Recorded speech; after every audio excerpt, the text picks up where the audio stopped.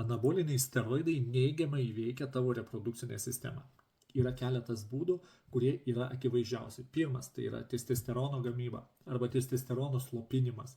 Ilgalaikis steroidų vartojimas tiesiog sumažina natūralią testosterono gamybą, kas sulemia ir lemia ir įtakoja sumažėjusi lytinį potraukį bei erekcijos problemas. Antras labai svarbus dalykas - spermatogezės sutrikimai. Ką tai reiškia? Steroidai gali slopinti ir slopina spermos gamybą. Mažina spermatozoidų kiekį, judrumą, o tai be jokios abejonės ateityje gali sukelti nevaisingumą. Trečias dalykas - sėklidžių atrofija. Arba, kitaip sakant, dėl hormonų disbalansų sėklidės tiesiog gali sumažėti, nes organizmas nepagamina pakankamo kiekio testosterono.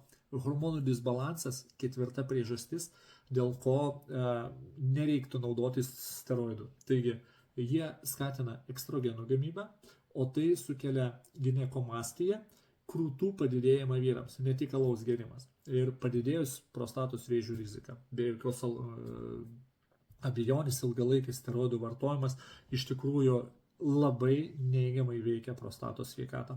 Pagalvok prieš tai darydamas.